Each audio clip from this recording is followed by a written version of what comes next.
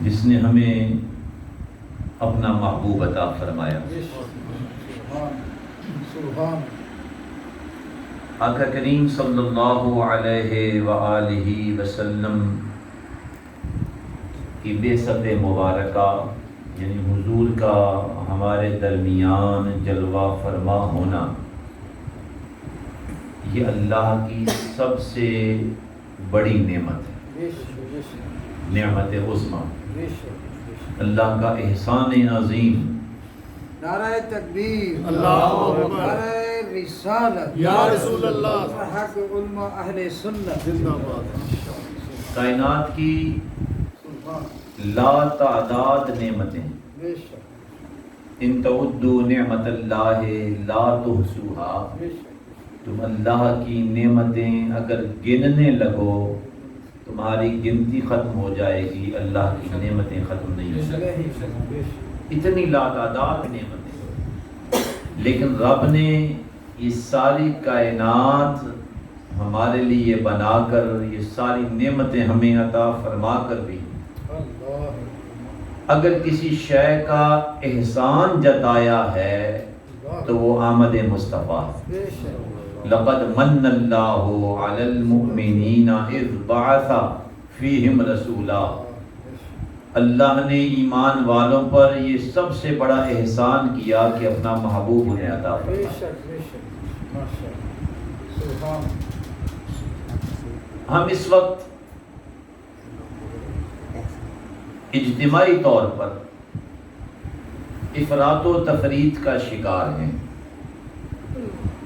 پوری امت مسلمہ کی حالت آپ دیکھیے، ایک سوچ یہ ہے کہ عمل سے زندگی بنتی ہے، جنت بھی جہنم بھی، یعنی عمل ہی سب کچھ ہے، عقیدے کی طرف ہماری توجہ اور دھیان نہیں ہے۔ دوسری انتہائی سوچ یہ ہے کہ بس ہم نے میلاد منا لیا، ہاتھوں کو لہرا لیا، اب ہمیں مزید کسی عمل کی ضرورت نہیں۔ یہ دونوں انتہائی سوچیں ہیں۔ حسن اسلام یہ ہے کہ عقیدہ بھی اعلیٰ ہو اور عمل بھی بہترین ہو۔ ماشاء اللہ، بے شک،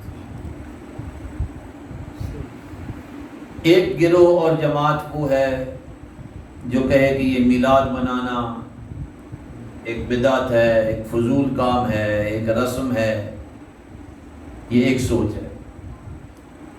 دوسری سوچ جو پائی جاتی ہے کہ بس ہم نے میلاد منا لیا، ہمیں بخشش کی سند مل گئی، اب ہمیں کچھ کرنے کی ضرورت نہیں ہے، ناپ تول میں کمی بھی کر لیں، کسی کا حق میں مار نہیں ہے، سب ٹھیک ہے۔ یہ دونوں سوچیں غلط ہیں۔ ہمیں حضور کا میلاد بھی منانا چاہیے اور پھر حضور کی صورت اور سیرت اور سنت کو بھی اپنانا چاہیے، بے شک، بے شک، سبحان تب ہمارا دین مکمل ہوتا ہے۔ حکم بھی یہی دیا گیا، ادخلوا فی السلم کافہ، اسلام میں پورے کے پورے داخل ہو جاؤ۔ ہم اس وقت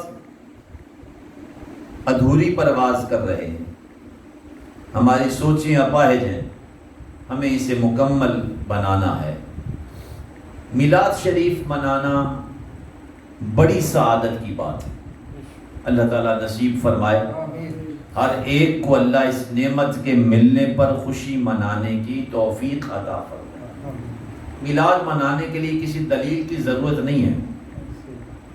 سبحان میں سچی بات آپ سے عرض کروں ماشاء کہ میلاد منانے کے لیے اب ہم خطاب کریں صرف یہ ثابت کرنے کے لیے، تو میرا خیال ہے اس کی ضرورت ہی نہیں۔ اللہ، کسی آیت یا حدیث کا تقاضا نہیں کرنا چاہیے، میلاد منانے کے لیے انسان کی فطرت میں تقاضا موجود ہے۔ اللہ، بھلا بتائیے کسی کے ہاں بیٹا پیدا ہو اللہ، تو مفتی صاحب سے پوچھنے جائے گا کہ میرے یہاں اللہ نے بیٹا دیا، جناب بتائیں میں خوشی مناؤں کہ نہ مناؤں؟ تو کتنی عجیب بات ہے، تیرے میرے ہاں بیٹا پیدا ہو تو بغیر دلیل کے خوشی مناتا ہے، جب رب ذوالجلال نے حضرت آمنہ کو لال عطا فرمایا ہوگا تو کیا ان کی آمد پر خوشی منانے کے لیے تمہیں آیت اور حدیث چاہیے؟ فطرت سلیمہ کا تقاضا یہ ہے کہ جب خوشی ملتی ہے انسان اسے سیلیبریٹ کرتا ہے، اور کائنات میں حضور کی آمد سے بڑی خوشی تو ہو ہی کوئی نہیں سکتی۔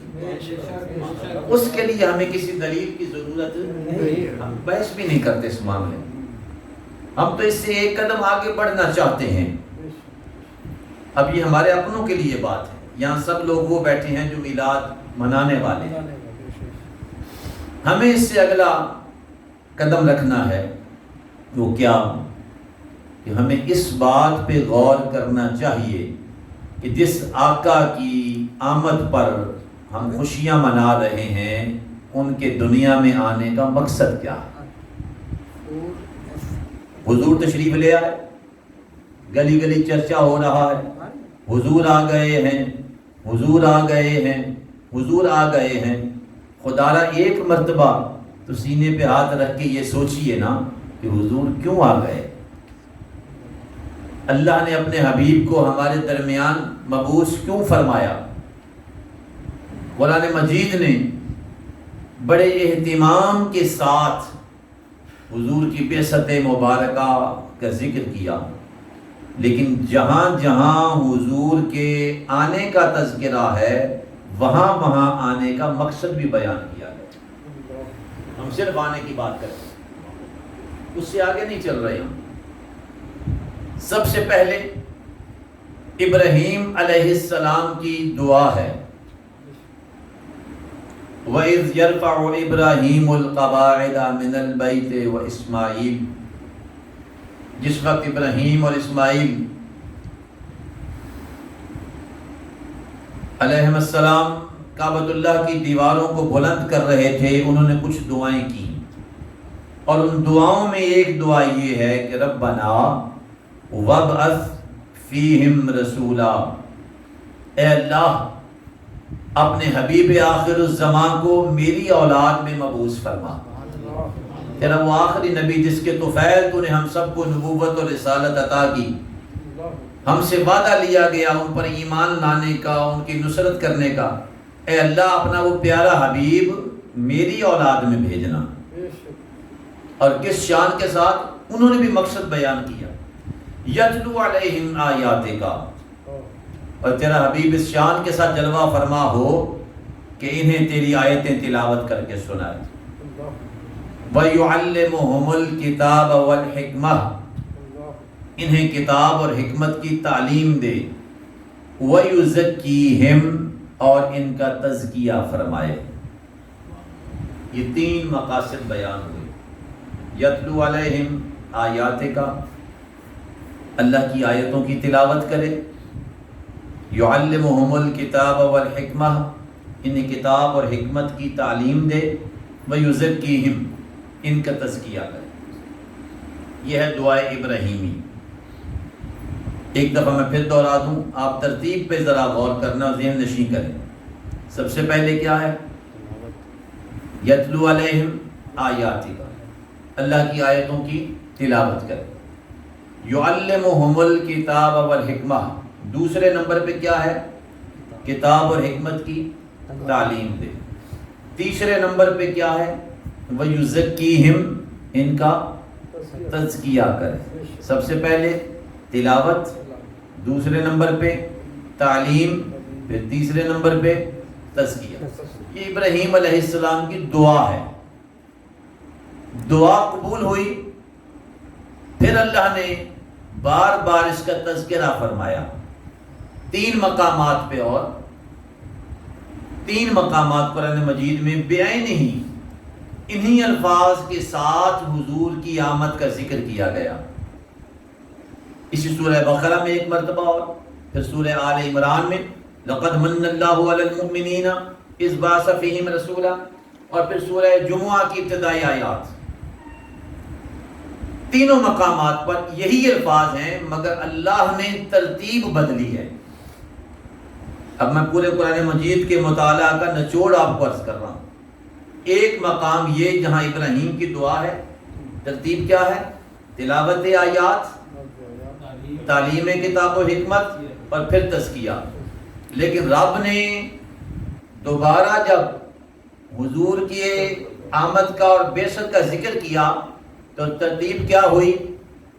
یعلمہم الکتاب والحکمہ، یہ مؤخر کیا اللہ نے. اب آپ جا کر دیکھ سکتے ہیں سورہ آل عمران، یہ مشہور آیت ہے، میلاد میں پڑھتے ہیں لقد من اللہ علی المؤمنین اذ بعث فیہم رسولا یتلو علیہم آیاتہ ویزکیہم ویعلمہم الکتاب والحکمہ. اللہ نے ترتیب کیا بنائی ہے کہ میرا حبیب اس شان کے ساتھ تمہارے پاس آیا کہ میری آیتیں تلاوت کر کے تمہیں سنائے گا، تمہارا تزکیہ کرے گا، پھر کتاب و حکمت کی تعلیم دے گا. یعنی اللہ نے جو ترتیب مقرر کی وہ کیا ہے کہ تعلیم کو مؤخر کیا، تعلیم بعد میں ہے، تزکیہ پہلے ہے. بتایا جا رہا ہے کہ اگر دل کی دنیا پاک نہ ہو تو نیک تعلیم بھی اثر نہیں کرتی ہے. میرا حبیب پہلے تمہارے قلب و روح کو پاک فرمائے گا، پھر تمہیں کتاب اور حکمت کی تعلیم عطا کرے گا. نعرہ تکبیر، اللہ اکبر، نعرہ رسالت یا رسول اللہ، نعرہ حیدری یا علی، نعرہ تحقیق. اب یہ بڑا بہت وسیع موضوع ہے، یہ بہت بڑا مضمون ہے. یہ ہمارا جو درس قرآن کا سلسلہ ہم شروع کر رہے ہیں، اس میں بھی اگر اس کا یہ سلسلہ باندھا جائے تو میرا خیال یہ ہے کہ اگر یہ ہر اتوار بھی درس ہو اور پورا سال گزر جائے تب بھی یہ مضمون شاید مکمل نہ ہو پائے، اتنا وسیع ہے. مجھے صرف اس میں سے ایک بات آج کی محفل کی مناسبت سے عرض کرنا چاہتا ہوں. ہماری یہ محافل جو ہیں درس قرآن کا مطلب یہ ہوتا ہے کہ قرآن مجید کو سمجھنے کی کوشش کی جائے اور قرآن کی روشنی میں اپنی زندگی گزارنے کا ایک ڈھنگ اپنایا جائے، صرف سننا نہیں ہے. تو آج محفل میں کوئی ایک بات ہم ایسی کریں گے جسے ہم اپنی زندگی میں نافذ کر لیں، ہماری زندگی کا حصہ وہ بن جائے. تو حضور علیہ السلام کی بعثت مبارکہ کا ایک بڑا مقصد کیا ہے؟ تزکیہ. تزکیہ کا لفظی مطلب ہوتا ہے پاک کرنا. یہ زکوٰۃ دیتے ہیں نا، یہ زکوٰۃ بھی اسی سے بنا. زکوٰۃ کا لفظی مطلب ہے پاک کرنا. تو تزکیہ اپنے باطن کو، اپنے دل کو روحانی بیماریوں سے اور مادی خواہشات سے پاک کرنے کا نام ہے تزکیہ. اب اس تزکیہ کے حصول کا ذریعہ کیا ہے؟ کیسے پاک کیا جائے؟ مقاصد بعثت میں سے ایک بڑا مقصد ہے یہ ذہن نشین رکھیں، چھوٹی سی بات نہیں ہے. یہ اتنا بڑا کام ہے کہ اس کام کو سر انجام دینے کے لیے اللہ نے اپنا محبوب دنیا میں بھیجا. کتنا بڑا مشن ہوگا یہ.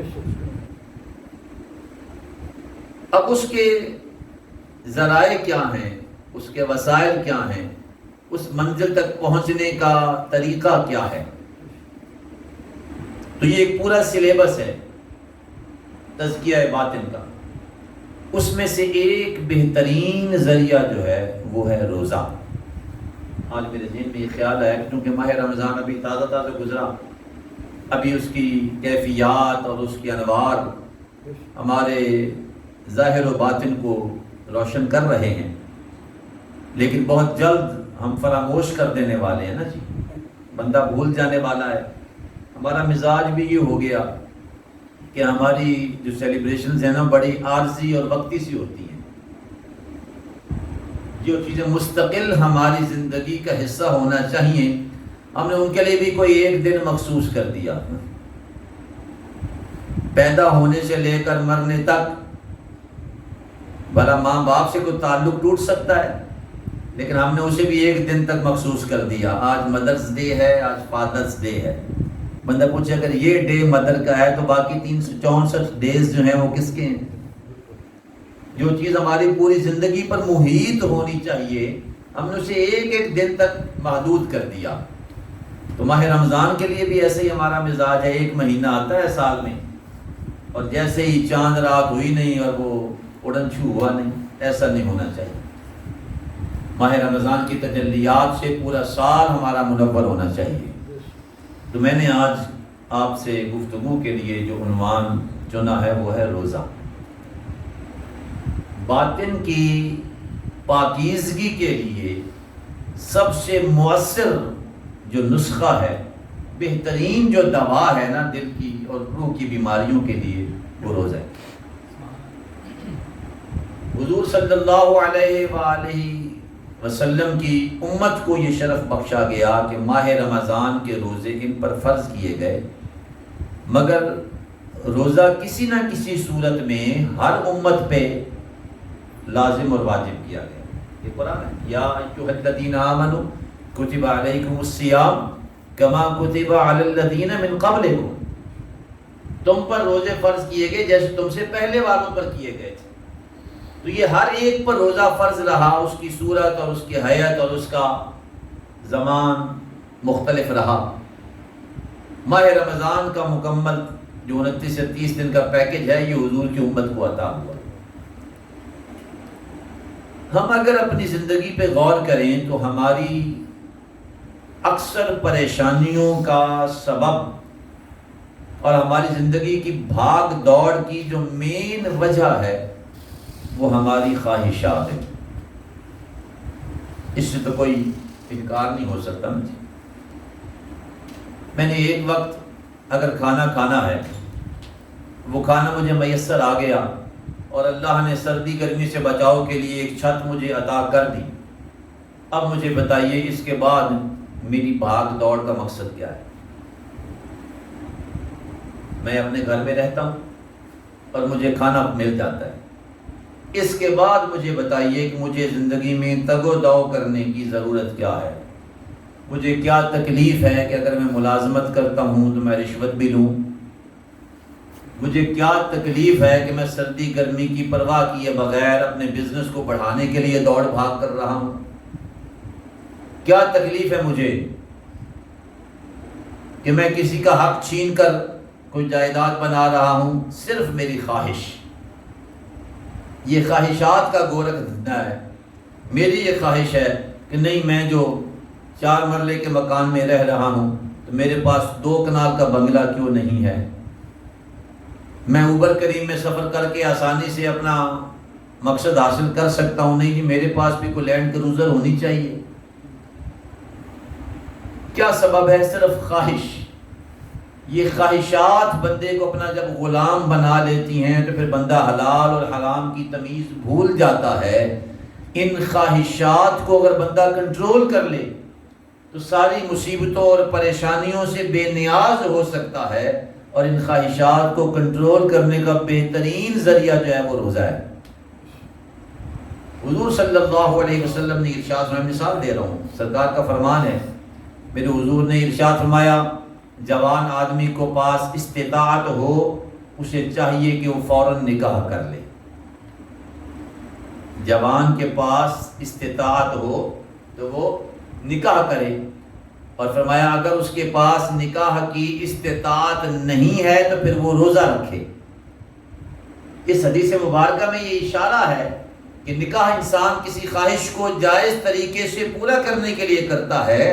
اگر استطاعت نہ ہو تو فرمایا پھر اس خواہش کو کنٹرول کرنے کا بہترین ذریعہ جو ہے وہ روزہ ہے. انسان دیکھیے جائز ہے نا کھانا پینا، کھانا بھی جائز ہے، پینا بھی جائز ہے، لیکن حالت روزہ میں ہمیں یہ ٹریننگ دی جاتی ہے کہ تم نے طلوع فجر سے لے کر غروب آفتاب تک یہ کھانا پینا چھوڑ دینا ہے. جائز کام ہے. تو ٹریننگ کس بات کی دی جا رہی ہے کہ جب اللہ کی رضا کے لیے آپ یہ جائز کام چھوڑ سکتے ہیں تو پھر ناجائز کام سے اجتناب کیوں نہیں کر سکتے؟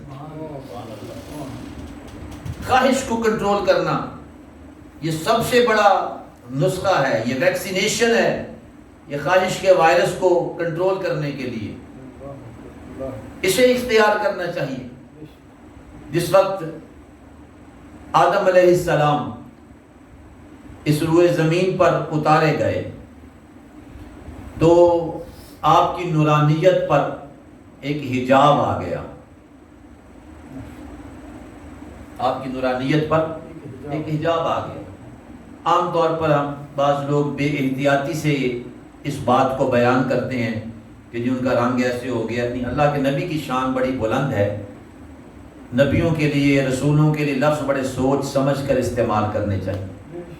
تو ہمارے یہاں دیکھتے ہیں نا، یورپ سے کبھی ٹیمیں یہاں ہمارے پاس کھیلنے کے لیے آ جاتی ہیں تو ان سے ہمارے یہاں کا موسم جو ہے وہ برداشت نہیں ہوتا. حالانکہ اسی زمین کا حصہ ہے، تو چند ہزار کلومیٹر طے کر کے وہ یہاں آتے ہیں تو موسم کے اثرات ان پر ہوتے ہیں. گورا بھی کوئی یہاں آ جائے ہمارے پاس تو کچھ سالوں میں وہ ساملا پڑ جائے گا نا جی. تو آدم علیہ السلام تو جنت سے اتارے گئے تھے، بالکل ایک الگ جہان ہے. تو وہ کیفیات کا اثر ہوا تو آپ کی نورانیت پر حجاب آ گئے. تو اللہ کے حکم سے آپ نے روزے رکھے.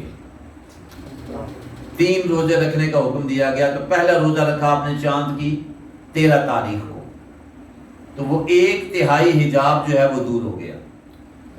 پھر اگلے دن چاند کی 14 کو رکھا تو 2/3، اور پھر تیسرے دن جب آپ نے چاند کی 15 کو روزہ رکھا تو وہ سارے حجابات اٹھ گئے اور اسی طرح آپ کی نورانیت جلوہ گر ہوئی جیسے وہ جنت میں ہوا کرتی تھی. اس لیے ان دنوں کو کہتے ہیں ایام بیض. بیض کا لفظی مطلب ہوتا ہے سفیدی، ابیض، سفید. تو آپ کا جو مبارک حلیہ ہے وہ اسی طرح جگمگانے لگا جیسے جنت میں تھا. اور حضور علیہ السلام کی سنت ہے کہ آپ ہر مہینے چاند کی 13، 14 اور 15 کو روزہ رکھا کرتے تھے. انہیں ایام بیض کے روزے کہا جاتا ہے.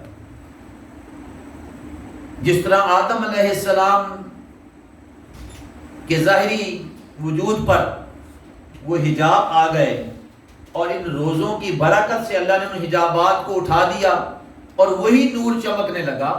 بعین ہی اسی طرح ہماری مادی خواہشات کی وجہ سے، ہماری بے عملی کے سبب ہمارے دل پر بھی کچھ حجاب آ جاتے ہیں. اندھیرے پردوں میں ہمارا دل جو ہے وہ گھر جاتا ہے. ان اندھیروں کو، ان تاریکیوں کو، ان ظلمتوں کو دور کرنے کے لیے بہترین ذریعہ یہ روزہ ہے. اگر ہم یہ 13، 14، 15 کا روزہ رکھیں گے نا تو اسی طرح سے اللہ تبارک و تعالی ہمارے دل کو بھی نورانی بنا دے گا. وہ ظلمتیں دور ہو جائیں گی، دل میں وہ نور اترے گا، دل کی پاکیزگی کا ذریعہ بن جائے گا. اچھا، پھر حضور علیہ السلام ہر پیر کو اور ہر جمعرات کو روزہ رکھتے تھے. ہر پیر اور ہر جمعرات. تو پوچھا گیا، عرض کی کہ حضور ہم دیکھتے ہیں ہر پیر کو آپ روزہ رکھتے ہیں، کیا سبب ہے؟ آپ نے ارشاد، بخاری شریف کا حدیث ہے، سرکار نے فرمایا فیہ ولدت، تو میں ہر پیر کو روزہ اس لیے رکھتا ہوں کہ یہ میری ولادت کا دن ہے، یہ یوم میلاد ہے. اب پھر بات آگے نا وہیں پر کہ ہم جھنڈیاں لگانے والا میلاد تو مناتے ہیں، یہ روزہ رکھنے والا میلاد نہیں مناتے. کبھی ایسا بھی ہونا چاہیے کہ ہم پیر کے دن روزہ رکھیں، کوئی پوچھے بھی آج کس بات کا روزہ، ہم کہیں آپ اپنے آقا کا میلاد منا رہے ہیں. بھائی حضور کا اپنا معمول ہے یہ، ہر پیر کو روزہ رکھنا. اور سبب بھی حضور نے خود بیان کیا کہ فیہ ولدت، تو میں یہ روزہ اس لیے رکھتا ہوں کہ اس دن میرے میلاد کا دن ہے. ہر جمعرات کو روزہ رکھتے ہیں حضور، اس کا کیا سبب ہے؟ فرمایا جمعرات کے دن بندوں کے اعمال اللہ کی بارگاہ میں پیش کیے جاتے ہیں. ویکلی ڈائری وہاں پر پیش ہوتی ہے، اور میرا دل یہ چاہتا ہے کہ جب میرا نامہ اعمال اللہ کے حضور پیش ہو تو میں روزے کے ساتھ ہوں. دیکھیے ہمارے روز کی پریکٹس ہے، بچہ گھر میں اگر روزے کے ساتھ ہو، غلطیاں بچوں سے ہو جاتی ہیں، تو بچے نے اگر روزہ رکھا ہوا ہے اور غلطی کر آیا تو دل چاہتا ہے کہ اس کی پٹائی کی جائے. باپ مارنے بھی لگے تو ماں کہتی ہے چھڈو جی ادھر روزہ ہے. کیوں جناب؟ امپلائیز ہیں ہمارے دفتروں میں، کوئی دیر سے آتا ہے جی لیٹ لگاؤ اس کی، پھر باس کہتا ہے چلو یار کوئی بات نہیں روزے ہیں یار. تو اگر بندے بندوں پر اتنا رحم کرتے ہیں روزے کی وجہ سے، تو رب کتنا کریم ہے ہمارا. ہمارے نامہ اعمال میں کتنی غلطیاں ہوں گی، کتنی خطائیں ہوں گی، لیکن جب اعمال اللہ کے حضور پیش کیے جائیں اور بندہ روزے سے ہو تو ایمان یہ گواہی دیتا ہے کہ رب کریم بھی فرشتوں سے فرمائے گا چھوڑ دو میرے بندے کا روزہ ہے. یہ حکمت بیان خود حضور نے فرمائی ہے کیوں نہ جمعرات کو اعمال اللہ کی بارگاہ میں پیش کیے جاتے ہیں، اور میں چاہتا ہوں کہ جب میرے عمل اللہ کو حضور پیش ہوں تو میں روزے کے ساتھ ہوں۔ پیر کا روزہ، جمعرات کا روزہ، پھر چاند کی 13، 14، 15 تاریخ کا روزہ، اس سے بڑھ کر حضور علیہ السلام نے ارشاد فرمایا کہ میرے نظریے میں، میرے خیال میں یا میری طبیعت میں روزہ رکھنے کا سب سے پسندیدہ طریقہ وہ ہے جو میرے بھائی داؤد علیہ السلام کا ہے۔ یعنی مختلف انبیاء نے مختلف طریقوں سے روزے کی عبادت کی ہے۔ نوح علیہ السلام صائم الدہر تھے، یعنی عید کے علاوہ ساری زندگی روزے سے رہے گا، اسے کہتے ہیں صائم الدہر، عید کے علاوہ ساری زندگی روزہ۔ عیسیٰ علیہ السلام اور موسیٰ علیہ السلام آپ کی بنی اسرائیل پر 40 دن کے روزے فرض کیے گئے تھے۔ ابھی بھی آپ اگر کسی عیسائی سے پوچھیں وہ بتائیں گے آپ کو وہ 40 روزے رکھتے ہیں۔ اور پھر روزے کی کیفیت بھی کیا ہے کہ افطار کیا تو افطاری کے بعد کچھ دیر تک وہ جتنا کھا پی سکتے ہیں کھا پی لیا، جیسے ہی فارغ ہوئے تو اگلا روزہ شروع ہو گیا اسی وقت سے۔ لیکن داؤد علیہ السلام کا روزہ حضور نے سب سے زیادہ پسند فرمایا۔ عرض کی حضور ان کا طریقہ کیا تھا؟ فرمایا وہ ایک دن روزہ رکھتے تھے اور ایک دن چھوڑتے تھے، پھر ایک دن روزہ رکھتے تھے پھر ایک دن چھوڑ دیتے تھے۔ یہ صوم داؤدی سے کہا جاتا ہے۔ یعنی اگر اس کا حساب کریں کہ ایک دن رکھنا اور ایک دن چھوڑنا تو مطلب کیا ہوا کہ انہوں نے آدھی زندگی روزہ رکھا۔ اب اگر آپ سرکار مدینہ صلی اللہ علیہ وآلہ وسلم کی حیات مبارکہ کا مطالعہ کریں، اور جو میں نے عرض کیا کہ ہر جمعرات کو روزہ اور پھر ہر پیر کو روزہ، تو مہینے میں کتنے ہو گئے؟ کم از کم 8 تو ہے نا۔ لیکن اگر پیر کو یکم آ گئی تو پھر 29 پھر پیر کو ہوگی، یا 29 کا مہینہ یہ جمعرات کو پہلی ہو گئی تو پھر 29 جو ہے وہ جمعرات کو ہوگی، پھر 9 ہو جائیں گے نا جی۔ اور 3 روزے ایام بیض کے بھی گن لیجیے، 13، 14 اور 15 کا روزہ، تو ہر مہینے میں 10، 11 روزے تو یہ ہو گئے نا جی۔ تو 9 مہینوں میں کتنے روزے ہوں گے جی؟ آپ 11 کی گنتی کر لیں تو 11 مہینے میں کتنے ہو جائیں گے؟ 121۔ آپ 11 روزے ہر مہینے میں، تو 11 مہینوں میں کتنے ہو گئے؟ 121 روزے۔ اچھا اب اس میں 30 ماہ رمضان کے تو 150، 151 ہو گئے نا جی۔ اچھا اس میں آپ 6 روزے شامل کریں ماہ شوال کے، یہ بھی سنت مبارکہ ہے۔ سرکار کا فرمان ہے جو ماہ شوال میں 6 روزے رکھتا ہے ایسے ہے گویا اس نے پورا سال روزہ رکھا۔ بھلا کیسے؟ یہ 6 روزے رکھ کے پورا سال کیسے ہو گئے جی؟ کیا کیلکولیشن ہے یہ؟ سمجھیے آپ نے اس حدیث پاک کا مطلب کیا ہے کہ 6 روزے رکھ کر پورا سال روزے کیسے ہوئے؟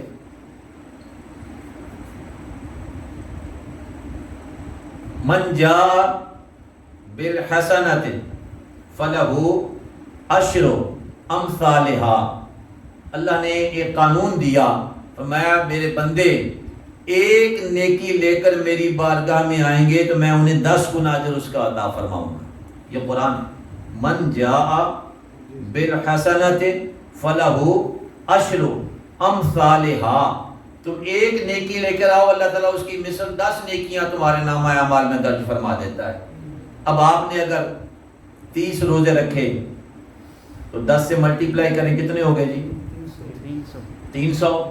اب آپ نے 6 روزے اور رکھے، یہ کتنے ہو گئے؟ 360 ہو گئے نا جی۔ تو قمری سال میں 354 یا 55 دن ہوتے ہیں، تو آپ کو 360 روزوں کا ثواب مل گیا، تو ایسے ہی جیسے آپ نے پورے سال کے روزے رکھے۔ یہ حضور نے ارشاد فرمایا کہ جو 6 روزے یہ شوال کے رکھے ایسے جیسے اس کے ساتھ ماہ رمضان کے ساتھ مل گئے تو پورا سال کا روزہ اس کا گنا گیا۔ تو 6 روزے یہ بھی گن لیجئے۔ پھر اس کے بعد آپ ذی الحجہ کے پہلے 9 دن کا روزہ، یکم سے 9 تک، ماہ رمضان کے بعد سب سے افضل روزے جنہیں کہا گیا وہ ذی الحجہ کے روزے۔ اب 9 روزے آپ کو بھی گن لیجئے۔ پھر اس کے بعد عاشورہ محرم سرکار کا فرمان ہے، ہمیشہ حضور 10 محرم کا بھی روزہ رکھتے تھے اور اس کے ساتھ ایک روزہ ملاتے تھے۔ جب سرکار مدینہ منورہ تشریف لائے نا تو آپ نے دیکھا کہ یہودی جو ہیں وہ 10 محرم کا روزہ رکھتے ہیں، تو سرکار نے پوچھا یہ روزہ کیوں رکھتے ہیں؟ عرض کی کہ حضور اس دن اللہ نے بنی اسرائیل کو نجات عطا کی تھی، اس کے شکرانے میں یہ روزہ رکھتے ہیں کہ موسیٰ علیہ السلام نے یہ حکم دیا تھا اور انہوں نے روزہ رکھا۔ تو سرکار نے یہ ارشاد فرمایا نحن احق بموسیٰ منکم، موسیٰ علیہ السلام کی پیروی کرنے کا حق ان سے زیادہ تو ہمارا ہے۔ فصام وامر بصیامہ، حضور نے خود بھی روزہ رکھا اور صحابہ کرام کو بھی روزہ رکھنے کا حکم دیا، مگر ساتھ کیا فرمایا؟ فرمایا یہ بھی 10 کا روزہ رکھتے ہیں، اگر ہم بھی رکھیں گے تو فرق کیا ہوا؟ فرمایا ہمارا فرق یہ ہے کہ ہم ان سے ایک روزہ زیادہ رکھیں گے، یہ صرف 10 کو رکھتے ہیں تو تم ساتھ 9 کا یا 11 کا ملا کر رکھ لو۔ جب آپ یہ سارے روزے جمع کریں گے نا جی تو یہ تقریباً آدھے سال کے روزے بن جاتے ہیں۔ تو حضور علیہ السلام کو یہ پسند ہے صوم داؤدی کہ آدھا سال بندہ روزہ رکھے اور آدھا سال افطار کرے۔ تو یہ ساری گفتگو کا حاصل یہ ہوا کہ ایک تو حضور علیہ السلام کو پسند ہے یہ روزہ رکھنا، اور ہمارے لیے اصل بات یہی ہے۔ دوسری بات یہ ہے کہ روزہ رکھنے سے انسان اپنی خواہشات پر کنٹرول کر لیتا ہے، مادی خواہشات بندے کی زندگی پر غالب نہیں آتی، اور اگر یہ خواہشات کنٹرول ہو جائیں تو انسان کی پریشانیاں بھی ختم ہو جاتی ہیں۔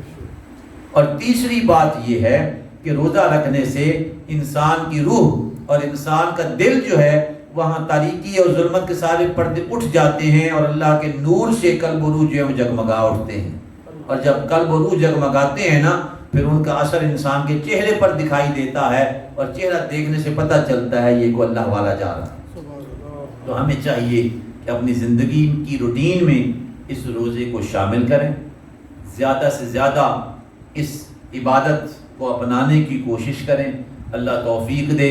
تو ہر پیر ہر جمعرات کو روزہ رکھیے، چاند کی 13، 14 اور 15 کو روزہ رکھیے۔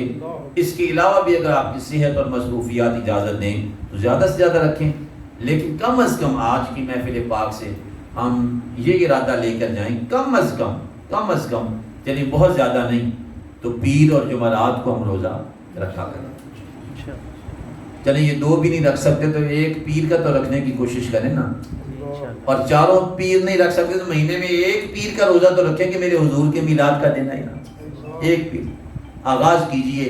پھر جب یہ نشہ لگ جاتا ہے نا پھر اللہ تبارک و تعالیٰ یہ رستے آسان فرما دیتا ہے، یہ نشے والی بات ہے۔ تو ہم نے آپ کی گوش گزار کرنا ہے، اور اس دعا کے ساتھ کہ اللہ تبارک و تعالیٰ ہم سب کو اس پر عمل کی توفیق بھی عطا فرمائے۔ تزکیہ ہوگا پھر ہمیں قرآن سمجھ میں آئے گا۔